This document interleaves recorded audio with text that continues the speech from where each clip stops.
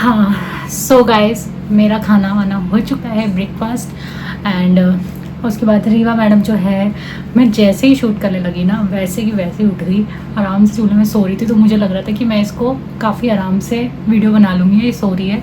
लेकिन नहीं, ऐसा हो सकता है कि मम्मा कोई काम करे और बच्चा अपना काम ना ले। के साथ अपना डिलीवरी जो एक्सपीरियंस है वो शेयर करना चाहती हूँ। लेकिन बिफोर दैट, अगर आप मेरे चैनल पे नए हो तो प्लीज़ मेरे चैनल को सब्सक्राइब कर देना, लाइक कर देना वीडियो अच्छी लगती हो, और अपना अच्छे कमेंट्स या फिर अगर कोई नेगेटिव कमेंट्स भी हैं वो भी आप दे देना। अगर आप मेरे लिए टाइम निकाल रहे हो नेगेटिव कमेंट्स के लिए भी, तो इसलिए मैं उनका भी थैंक यू करूँगी, और जो पॉजिटिव वाले हैं उनका भी थैंक यू है। तो स्टार्ट होता है मेरी जर्नी, जो कि है डिलीवरी एक्सपीरियंस भी मैं शेयर करूँगी इसके अंदर। लेकिन मैं अपनी आपको पूरी प्रेगनेंसी जर्नी भी इसके अंदर आपको शेयर करने वाली हूँ, अच्छे से रिलेट कर पाओगे। तो हमारी शादी को 8 इयर्स हो चुके थे। 2015 में मेरी शादी हुई थी, और अब ये 2024 चल रहा है, 2024।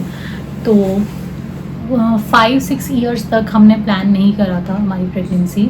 7th ईयर में जब हमने प्लान करी तो उस टाइम पे मेरी मम्मा की डेथ हो गई, तो उसके थोड़े स्ट्रेस के चक्कर में फिर दोबारा और मेरी डिले हो गई प्रेगनेंसी। फिर जब हमने स्टार्ट करी 7th के एंड में जाके, तो मुझे पता लगा कि मेरे जो एग्स हैं उनकी ग्रोथ अच्छी नहीं है। मतलब कंसीव करने के लिए आपको 16 mm 18 mm ऐसा एग चाहिए, और मेरे जो एग का साइज़ था वो था 6 mm 8 mm ऐसे, तो उसमें आपको कंसीव नहीं हो पाता है। तो थोड़ा मैंने उसका ट्रीटमेंट लिया, और उसके बाद ट्रीटमेंट मैंने ज़्यादा तो नहीं लिया, 1-2 महीने ही लिया, मुझे कुछ रिज़ल्ट नहीं दिखा। तो फिर मैं थोड़ा सा आगे फॉरवर्ड हुई, एंड उसके बाद मुझे मेरी डॉक्टर ने सजेस्ट करा कि आप जो है ट्यूब टेस्ट करा लो, हो सकता है आपकी ट्यूब ब्लॉक हो रखी हो। तो फिर मैंने ट्यूब टेस्ट भी करवाया। ट्यूब टेस्ट में उन्होंने मुझे बताया कि एक ट्यूब मुझे लग रहा है रिस्ट्रिक्टेड है नहीं थी नहीं, उन्हें लग रहा था कि है, मे बी स्पेल थोड़ा उनका जा नहीं रहा था अंदर। हम मेरे को मेन था कि मुझे 2024 तक या फिर 2023 में प्रेग्नेंट होना ही होना है, और उसके लिए मेरे को फिर मेरे दिमाग में आ रहा था कि हम नहीं हो पाएगा ऐसा, तो हम IVF पे जाते हैं, और IVF जो है वो अच्छा ऑप्शन है। लेकिन मेरी डॉक्टर ने मुझे सजेस्ट करा कि हम डायरेक्ट IVF पे नहीं जा सकते, क्योंकि अभी मेरी एज छोटी है, because I am just only 27 years old. तो मेरी एज अभी छोटी है, तो हम IVF पे नहीं जाते हैं। IVF से पहले एक प्रोसीजर होता है जो कि IUI होता है, वो उससे कम बहुत, मतलब समझ लो बहुत चीप मेथड होता है। बट IVF तो अलग चीज़ है, उसमें आपका बेबी जो है वो बाहर ही बनता है। IUI जो था उसके प्रोसीजर के लिए मैं आगे गई हूँ। एंड उसके बाद क्या हुआ कि डॉक्टर ने मेरा ट्रीटमेंट चलाया, मुझे मेडिसिन दी, मेरा एग ग्रो किया। तो मेरा जो एग ग्रो हो रहा था ओवरी में ग्रो हो रहा था, जिसके अंदर जो ट्यूब मेरी रिस्ट्रिक्टेड बता रहे थे, जो आप मतलब डॉक्टर को लग रहा था कि थोड़ी बहुत रिस्ट्रिक्शन उसमें हो सकती है, मतलब थोड़ी ब्लॉक हो सकती है। फिर हमारी होप वहीं पे रुक गई कि नहीं यार, अब तो मतलब IUI नहीं, अब तो सीधा डायरेक्ट IVF ही कराना पड़ेगा। हमारा जिस मंथ हमारा प्रोसीजर होना था IUI का, तो उसी मंथ जो है एक मिरेकल होता है। तो मेरे को हमने पहले डॉक्टर से पूछा, मैं आपको पहले अच्छे से बता देती हूँ। हमने डॉक्टर से पूछा कि जब वो मुझे एग्स वगैरह ग्रो करने के लिए दे रही थी, और जब उनको ये चीज़ पता लग गई थी कि मेरी जो एग है वो उसी ओवरी में ग्रो हुआ है जहाँ की ट्यूब ब्लॉक है, तो उन्होंने मेरे को चांसेस बताए थे कि 20-30 इतना % उन्होंने बताया था कंसीविंग के चांसेस हैं। क्योंकि कभी कभी एग होता है कि वो दूसरी ओवरी में ट्रांसफ़र या ऐसे, मतलब बहुत कम चांस होता है कि वो शिफ्ट हो जाए या कुछ भी है, या एग ही ना ग्रो और ना ग्रो हो। बट शायद भगवान को कुछ और ही मंजूर था। तो फिर उसके बाद हमने डॉक्टर से कंसल्ट और करा, और उनसे पूछा कि क्या प्रोसीजर अब आगे करें, हम इसको IUI इस मंथ करें या फिर इस मंथ हम स्किप करें IUI के लिए। तो फिर मुझे मेरे डॉक्टर ने सजेस्ट करा कि आप जो है, आप टोटली आपके ऊपर है, लेकिन मैं आपको इस समय रिकमेंड नहीं करूँगी, बिकॉज आपकी ट्यूब का जो थोड़ा बहुत इशू था, तो उसकी वजह से आपका ये हो सकता है। तो जब हमें जो चीज़ पता ही है कि वो ब्लॉक है, और आगे नहीं हो सकता है, तो फिर हमें भी लगा यार हम नेक्स्ट मंथ करा लेंगे, क्यों हम पैसे भी वेस्ट करें। बट मैंने फिर डॉक्टर से पूछा था कि क्या हम खुद ट्राई कर सकते हैं अगर क्योंकि उन्होंने मुझे मेडिसिन दे रखी थी, मेरा एग ग्रो हो रखा था। वो कह रही देखो आपके ऊपर है, आप कर सकते हो और मिरेकल होता है। और उसी मंथ जो है मैं कंसीव कर लेती हूँ। तो वो जो पीरियड होता है ना, पहले तो मुझे विश्वास ही नहीं होता कि ऐसा भी कुछ हुआ था, क्योंकि एक थोड़े टाइम पहले जब मेरा ट्रीटमेंट चला था ना, तब भी मेरे को कंसीव हुआ था, लेकिन वो HCG मतलब हुआ था नहीं हुआ था मुझे खुद भी समझ नहीं आया, बिकॉज मेरी किट में पॉजिटिव था। एंड उसके बाद जो मैं ब्लड टेस्ट करवाया था उसमें नेगेटिव आया था। तो फिर मेरे डॉक्टर ने बताया था कि वो HCG लेवल आपका, कभी कभार हम हार्मोन्स के इंजेक्शन देते हैं तो उनकी वजह से इंक्रीज़ हो जाता है, तो इस वजह से आपको इस वजह से हो सकता है कि वहाँ पे आया हो। सो एनीवेज, अब मैंने कंसीव कर लिया था finally, without any IUI, without any IVF चीज़ की मैंने कोई हेल्प नहीं करी। एक चीज़ अच्छा आपको इसमें बीच में बताना भूल गई, IUI जो था हमने बोला था कि हम इस मंथ स्किप करके हम नेक्स्ट मंथ IUI के लिए ट्राई करते हैं। तो जब वो IUI था तो फिर मेरे को था नहीं यार, हमें IUI नहीं कराना है, अब सीधा IVF कराओ, मैं और ये सब नहीं झेल सकती। तो फिर हम उसी मंथ जो था नेक्स्ट मंथ, उसी मंथ हम IVF की पेमेंट हमने हाफ नहीं, हमने बुकिंग अमाउंट था 5000 का, तो वो हमने पेमेंट कर दी थी और उन्होंने हमें पूरा प्रोसीजर बता दिया था IVF में ये होता है, ऐसे होता है। एंड सडनली मिरेकल हुआ और हमारी बेबी गर्ल जो है आज इस दुनिया में है। और उससे मेरी डॉक्टर भी थी ना, वो बहुत ज़्यादा शॉक हो गई थी कि ये कैसे हुआ। तो मेरे को ये था कि मेरे को शुरू से बिलीव था कि अगर भगवान जी हैं और वो सुनते हैं तो वो सबकी प्रार्थना सुनेंगे और वो किसी के लिए कुछ भी गलत नहीं सोचेंगे। हो सकता है मेरा इतना लंबा जो टाइम पीरियड था वो अभी मेरे लिए ठीक ना हो, इस वजह से मेरे को बेबी नहीं हुआ था। एनीवेज, तो अभी जो है अब बेबी हो चुका है एंड अब हम बहुत खुश हैं। अब इसके बाद आती है डिलीवरी का एक्सपीरियंस मेरा। तो अच्छा एक चीज़ और मैं बता दूं कि डॉक्टर ने मेरे को फिर बाद में फाइनलाइज़ कर दिया था कि आपकी ट्यूब ब्लॉक नहीं है। वो हमें लग रहा था कि ट्यूब ब्लॉक हो सकती थी, मतलब उनका स्पेल थोड़ा सा एक, तो कह रही है आपकी ट्यूब ओपन है। एंड पूरी प्रेगनेंसी मेरी जो थी वो मेरी प्रेगनेंसी बहुत अच्छी गई थी। अच्छी नहीं मैं कहूँगी, बहुत अच्छी, क्योंकि मैं ब्लेस्ड थी। ऐसी प्रेगनेंसी जो लोग चाहते हैं, क्योंकि बहुत लोगों को नोज़िया फील होता है और वॉमिटिंग, मतलब हेडेक, फीवर, उठा नहीं जाता है, मतलब बहुत। इनफैक्ट मुझे तो मेरे पीरियड्स मिस होने से पहले ही पता लग गया था कि मैं प्रेग्नेंट हूँ, बिकॉज मुझे क्यूरोसिटी लेवल बहुत ज़्यादा था मेरे अंदर। पता नहीं क्यों मुझे ऐसे ही आया मन में कि चेक कर लेते हैं। तो मैंने 27-26 को चेक करा और मैं 30 की डेट थी, तो उससे पहले मुझे पता लग गया था कि मैं प्रेग्नेंट हूँ। तो एनीवेज पूरी प्रेगनेंसी मेरी बहुत अच्छी गई। अब टाइम आता है डिलीवरी का। तो डिलीवरी जो थी वो मेरी थी सी सेक्शन, बिकॉज मैंने सी सेक्शन ऑप्ट किया था। मैं नॉर्मल डिलीवरी मैं नहीं करा सकती थी। ऑल्दो नॉर्मल डिलीवरी बहुत अच्छी होती है, उसके बहुत पॉजिटिव रिजल्ट्स होते हैं, आपको लाइफ टाइम बहुत अच्छी आपकी बॉडी रहती है, नेचुरल रहती है जैसे है। लेकिन फिर भी मैं उस चीज़ के लिए रेडी नहीं थी, ना मेंटली ना फिज़िकली। मेरे को जैसे ही कोई नॉर्मल डिलीवरी का नाम लेता था, उसकी पेन जो होती है उसको सुनते ही देखते ही मैं उसके लिए रो पड़ती थी। तो मैंने सी सेक्शन ऑप्ट करा था। तो मेरी डॉक्टर भी थोड़ी सी शॉक थी कि आप सी सेक्शन क्यों ऑप्ट कर रहे हो, बिकॉज आपकी नेचुरल डिलीवरी हो सकती है। अंदर से या तो समझ लो मैंने अपनी मेंटालिटी ऐसे बना ली थी, बट मैं उतनी स्ट्रॉन्ग नहीं थी कि मैं वो कर पाऊँ। चलो अब बात आती है सी सेक्शन की। तो सी सेक्शन का एक्सपीरियंस जो था वो मेरा, मैं बोलूँ कि बहुत ख़तरनाक वाला नहीं था, क्योंकि मैं बहुत मेंटली पहले से प्रिपेयर थी। और सी सेक्शन के बाद का आप मेरे से बोल सकते हो मेरे 15-20 डेज़ मेरे बहुत मुश्किल गए थे, बिकॉज स्पेक्स की वजह से मुझे 1 वीक तक मेरा हेडेक रहा था, जिसमें मैं अपना हेड भी ऊपर नहीं कर पा रही थी। जो बैक में आपको एनेस्थीसिया देते हैं उसका असर हुआ था मेरे को, और उसकी वजह से मेरे हेड में बहुत पेन था। मतलब मैं हेड ऐसे उठा ही नहीं पा रही थी। मैंने पिलो लगा लिया था, उसके बाद तो मेरे डॉक्टर ने मना कर दिया कि पिलो नहीं लगाना है, और कुछ मैं जल्दी चल भी थी। तो वो जो 3 डेज़ वहाँ हॉस्पिटल के थे वो आप लोगों को सबको पता है सी सेक्शन में कैसे होते हैं। बॉडी बहुत वीक होती है, आपसे उठा नहीं जाता है। फ़र्स्ट वॉक बहुत डिफ़िकल्ट होती है। मेरी फ़र्स्ट वॉक तो ठीक थी, मेरी फ़र्स्ट वॉक मैं आपको नहीं बोलूँगी मेरी बहुत डिफ़िकल्ट थी, ठीक थी। लेकिन जब फ़र्स्ट वॉक के बाद जब मैं वॉशरूम गई, वॉशरूम में जाके मैं जब बैठी ना, तो तब तो मैं खड़ी नहीं हो पाई। मेरे पूरा ब्लैकआउट हो गया था मेरी आँखों के आगे, और मेरे को ऐसा लग रहा था कि शायद मेरे को कुछ हो जाएगा, मैं मर जाऊंगी, ऐसे ऐसे मुझे ख्याल आ रहे थे। और आपको वैसे ख्याल आएंगे। 2 बार मैं उठी हूँ, दोनों बार मेरे साथ ऐसे ही ब्लैकआउट हो गई हूँ मैं। तो बस फिर उसके बाद धीरे धीरे रिकवरी होती रही है। तो प्रॉपर आपको 1.25 महीना कहते हैं ना, 40 डेज़ आपको प्रॉपर पूरे लगते हैं आफ्टर सी सेक्शन। लेकिन आप 20 डेज़ बाद, 15-20 डेज़ बाद आप अच्छे से काम वाम कर मतलब उठ सकते हो। काम के लिए मैं आपको रिकमेंड नहीं करूँगी। अगर आपके पास कोई हेल्प है तो ज़रूर लो। अगर आपके पास हेल्प नहीं है तो आप धीरे धीरे करके कर सकते हो, क्योंकि उसमें मेरे को लगता नहीं है कोई और अदर ऑप्शन है।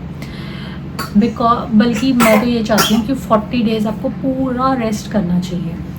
अब मेरे पास कई क्वेश्चंस मेरे घर वालों के उधर से भी उठे थे कि पूरी ज़िंदगी तेरे को बैक पेन रहेगा, सी सेक्शन में ये होता है, बॉडी ख़राब हो जाती है, ऐसे होता है, वैसे होता है। तो मेरे को ये लगता है कि जो पहले से आप मेंटालिटी बना लेते हो ना अपनी बॉडी को लेके, वो मेंटालिटी वही चीज़ आपको वैसे ही रिएक्ट करके देती है। मेरी बेबी अभी 5 मंथ्स की है, और अभी तक मुझे मेरे बैक पेन टचवुड है मुझे नहीं हुआ है। अब कई लोग मुझे अभी अगर मैं बोलूँगी ना तो मेरे को कहेंगे कि अभी नहीं होता है, अभी आगे होगा।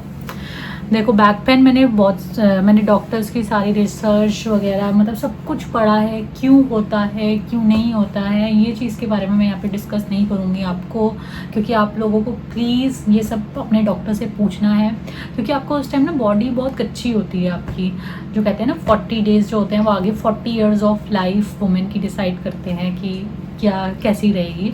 तो उस टाइम बॉडी बहुत कच्ची होती है, हम जल्दी से फीड करवाते हैं अपने बेबी को, ऐसे झुक के फीड करवाते हैं, पीछे बैक पे टेक नहीं लगाते हैं, प्लस घर का काम भी करना पड़ता है, और हम विटामिन डी और B12 वगैरह ये सब कैल्शियम वगैरह हम नहीं लेते हैं। तो उस वजह से हमारी जो है बोन्स में प्रॉब्लम आ जाती है। और क्योंकि मेरे पास ये भी हो सकता है क्योंकि मैंने बच्चों को फीड नहीं करवाया। शुरू में मेरा फीड आया था, लेकिन एक तो मेरे पास गाइडेंस नहीं थी बिल्कुल भी, कोई घर पे बड़ा था नहीं, ना मेरी सास है ना मेरी माँ है। तो जितना मेरी सिस्टर इन लॉ से जितना भी हो पाया उन्होंने उतना हैंडल करा, बेबी को भी मेरे को भी। तो अब मैं हर चीज़ के लिए तो मैं उन पर बर्डन नहीं डाल सकती थी ना, कि नहीं आप मेरे को फोर्सफुली मेरे को इसको करवाओ, फीड करवाओ। जितना उनसे हुआ, और मीवा ने बिल्कुल भी नहीं दिया। अब ये वीडियो नहीं बना रही, फॉर्मूला मिल्क पे चल रही है। और इट्स ओके कि अगर आपको मिल्क नहीं आ रहा है तो आप बहुत ज़्यादा स्ट्रेस मत लीजिएगा। आप अपने बच्चे को आप बहुत अच्छी मदर है, आप अपने बच्चे को बहुत अच्छे से ग्रो कर रहे हो, और आपसे अच्छी टेक केयर कोई और नहीं कर सकता। तो मेरा ये था डिलीवरी का एक्सपीरियंस, सब कुछ मेरा अच्छा गया था। डिलीवरी थोड़ी सी मैं कह दूँ, क्योंकि आपको पता है कि मैं जब डिलीवरी रूम में जा रही थी ना, सबसे पहले क्या हुआ है कि मैं फटाफट यहाँ से मेरी वहाँ पे डॉक्टर ने पहले बोला था कि आप 6 बजे आके सुबह एडमिट हो जाना, 9 o'clock तक कर देंगे ऑपरेशन। फिर उन्होंने मेरे को बताया कि आप 6 o'clock एडमिट मत हो, आप 9 o'clock आओ और फिर आप एडमिट हो जाओ, क्योंकि बहुत ज़्यादा बुकिंग थी। तो 9 o'clock मैं 18 मार्च को एडमिट हुई हूँ। एंड उसके बाद एडमिट होने के बाद करते करते और भी किसी और के भी सी सेक्शन चल रहे थे, 2 सी सेक्शन थे मेरे से पहले। तो मुझे 2 बज गए थे, तो 2 सवा 2 के आसपास वो मुझे अंदर लेकर गए हैं। उन्होंने मेरे को जाते ही मेरे को डॉक्टर ने बोला है कि आपको टेंशन नहीं लेनी है, और मैंने बोला था नहीं मैं ठीक हूँ, मेरे पास टेंशन नहीं है, मैं सब कुछ देख कर रही हूँ, क्योंकि मैं बहुत पहले से ही मैं वीडियोज़ वगैरह देख रही थी कैसे होता है कैसे नहीं होता। बस फिर उसके बाद मैं रूम में गई हूँ, उन्होंने मेरे को थोड़ा सा चिल पिल करा है, एनेस्थीसिया दिया। जैसे ही उन्होंने मेरे को एनेस्थीसिया दिया तो उन्होंने मेरे को बोला अपनी बॉडी जो है वो हमारे पे छोड़ दो। मैंने पीछे जैसे बैक करी, नीचे से मेरी बॉडी किसी ने मतलब खींची, मतलब लिटा दिया मेरे को एक तरीके से। और लिटाने के बाद उन्होंने यहाँ पे आगे कर्टेन वगैरह लगा देते हैं, ग्रीन कलर का आपको ऑक्सीजन मास्क लगा देते हैं। उससे मुझे थोड़ी प्रॉब्लम हो रही थी, मैं कह रही थी आप इसको हटा दो, मैं वैसे बिल्कुल ठीक हूँ। मैं बस वो कह रही कि बेबी आउट हो जाए उसके बाद हम आपका हटा देंगे। और उसके बाद फिर उन्होंने मुझे बहुत सारे ब्लैंकेट दिए, मुझे ब्लोअर भी लगा दिया साथ ही में, और मेरे से बातें भी करते रहे कि आप कहाँ से हो, कौन से स्कूल से आपने पास आउट करा है। इनफैक्ट उन्होंने मुझे ये भी बोल दिया कि आप तो बहुत स्ट्रॉन्ग होगी, आप बहुत अच्छे से करवा रहे हो। और जब उनको ये पता लगा कि मैं अपनी मर्ज़ी से करा रही हूँ ना, तो उन्होंने मेरे को बोला कि यार आप तो वीक हो, फिर आप स्ट्रॉन्ग कैसे हो अगर आप सी सेक्शन अपनी मर्ज़ी से करा रहे हो। तो एनीवेज छोड़ो। तो उन्होंने फिर ऐसे ऐसे करा मेरे साथ एंड फिर जैसे ही मैं अभी ये सोच रही थी कि डॉक्टर मेरे से ये पूछेगा टच करके कि आपको फील हो रहा है नहीं हो रहा, क्योंकि मैंने वीडियोस में देखा था कि डॉक्टर पूछता है आपको टच करके कि आपको फील हो रहा है नहीं हो रहा आफ्टर एनेस्थीसिया इंजेक्शन। तो उन्होंने, और इतनी देर में मेरे को आवाज़ आ जाती है वंशा कॉन्ग्रेचुलेट सो चुकी है और मैं व्लॉग दोबारा से चालू कर रही हूँ क्योंकि बीच में उसको दूध पिलाना और बच्चे के साथ ये सब चीज़ें चलती रहती हैं। सो एनीवेज, जब रीवा, मैं आपको बताई थी कि जब डॉक्टर ने मुझे बताया बेबी गर्ल हुई है तो मैं बहुत ज़्यादा खुश हो गई थी। और फिर उसके बाद बाहर सबको पता लगा, विकास को पता लगा, बहुत ज़्यादा खुश हो गए थे। उनको तो मतलब थोड़ा मतलब होता है ना, फील इमोशनल हो गए थे काफ़ी ज़्यादा। तो एनीवेज फिर वो उन्होंने मेरे को बाहर लेकर आए, रिकवरी रूम में रखा थोड़ी देर के लिए। फिर मैंने उनको बोला मेरे हस्बैंड को बुला दो, लेकिन मेरे हस्बैंड जो थे वो रीवा के साथ थे और जो मेरी सिस्टर इन लॉ थी वो मेरे साथ थी वहाँ पे। तो बस फिर वो 15-20 मिनट के बाद मैं ठीक हो गई थी, मेरी शिवरिंग ख़त्म हो गई थी और फिर वो मुझे ले गए थे रूम के अंदर। और रूम के अंदर जब लेकर गए तो वहाँ पे भी कुछ टाइम तक कोई भी नहीं था और फिर सब लोग साथ साथ आए। मेरे ख्याल से निक्की दीदी शायद मेरे साथ थी, मेरी सिस्टर इन लॉ मेरे साथ थी और बाकी विकास जो थे वो बेबी के साथ थे नर्सरी के अंदर। नर्सरी में उसको रखा नहीं था, जस्ट थोड़ी देर के लिए 2-3 घंटे के लिए जैसे बच्चे को रखते हैं वैसे रखा था, ताकि उसको एकदम से अलग सा इन्वायरमेंट ना मिले, उसको उसी के इन्वायरमेंट में थोड़ी देर के लिए रखा था, थोड़े टाइम के लिए। बाकी उसको कोई इशू नहीं था, बिल्कुल फिट हुई थी, टचवुड। सो बस उसके बाद उन्होंने, डॉक्टर ने मेरे को बोला कि आप, डॉक्टर मेरे से थोड़े टाइम के बाद मिलने आई थी शाम को। तो उन्होंने बोला था कि अभी आप ठीक हो। फिर अगले नेक्स्ट डे आई थी वो मेरे से मिलने, दोपहर को मैं आ गई थी, मैं 4-5 बजे शायद वो मुझे ले आए थे रूम के अंदर। और फिर उसके बाद नेक्स्ट डे जो था वहाँ पे उन डॉक्टर ने मेरे को 11 बजे सुबह आके बोला कि अब आप वॉक कर सकते हो, आप वॉक करो।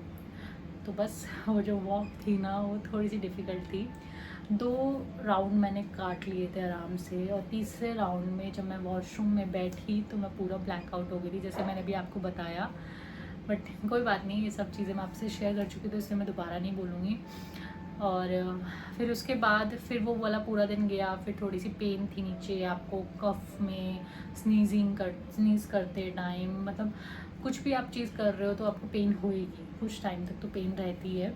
एंड कुछ टाइम क्या, काफ़ी टाइम तक पेन रहती है आपको। मेरे को तो 15-20 डेज धीरे धीरे, मतलब हर जो रोज़ हो, हर दिन आपकी थोड़ी बहुत रिकवरी आपको महसूस होएगी।